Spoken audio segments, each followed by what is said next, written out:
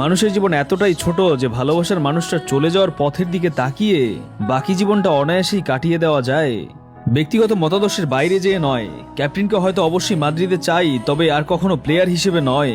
কারণ জীবনের যে গুরুত্বপূর্ণ সময়টা তিনি মাদ্রিদকে দিয়েছেন, চাইলেও আর তেমনটা দেওয়া সম্ভব নয়। অথচ মাদ্রিদিস্তারা নতুন ক্যাপ্টেনের মাঝে সবসময় সেই পুরনো সার্জিওকেই চাইবেন। কিন্তু একজন 38 পেরোনো মানুষ মনের জোর আর কতটুকুই বা প্রত্যাশা পূরণ করতে পারবেন? প্রয়োজনে মানুষ থেকে দানবে পরিণত হওয়া, এগুলো যে এখন বড্ড প্রকৃত বিরোধী ভাবনা, আর কখনই সম্ভব নয়। তার চেয়ে বরং সেটাই ভালো, আমি আর কখনো রক্তঝরা রামোসকে দেখতে চাই না, বরং রক্তঝরা রামোসের স্মৃতিকে বুকে ধারণ করতে চাই। আমি আর কখনই রামোসের কাছে 92.48-এর পুনরাবৃত্তি আশা করি না।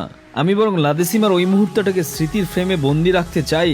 মাদ্রিদে এখন পেপে নেই, মার্সেলো নেই, ওজিল নেই, রোনালদো নেই, ক্রুস নেই, ডিমারিয়া, ক্যাসিমিরো, বেল, বেনজেমা সহ আরো কত শতজন নেই।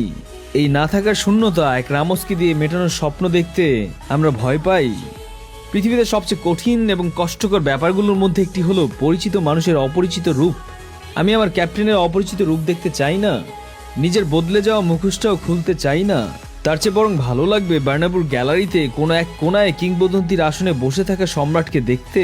মাথায় থাকবে ধূসর ক্যাপ, ঠোঁটের কোণে এক চিলতে হাসি অথবা একরাশ হতাশা, যেমনটা হরহামেশাই জিজু, কার্লোস, ফেনোমেননদের দেখতে পাই। বেশ ভাবুক মানুষ হয়তো আমরা, ভাবনা পিছু ছাড়তে চায় না। পরিচিতদের ভিড়ে অপরিচিতরা যে উকি দেয় না, ব্যাপারটা তেমন নয়। তবে আজকাল ভাবনাগুলো বড়ই ধোঁয়াশাযুক্ত। মনে হয় শুধু আমাদের কিশোরের হিরোগুলো নয়, ধীরে ধীরে আমরাও ঢুকে যাচ্ছি বয়োজ্যেষ্ঠদের তালিকায়। নতুনেরা আসছে নতুন নতুন চিন্তাভাবনা, যুক্তিতর্ক, আলোচনা সমালোচনা নিয়ে। বদলের হাওয়া চারদিকে। শুধু বদলায়নি মাদ্রিদ, অতীত মাদ্রিদ, বর্তমান মাদ্রিদ, ভবিষ্যৎ মাদ্রিদ। রিয়াল মাদ্রিদ অমলিন।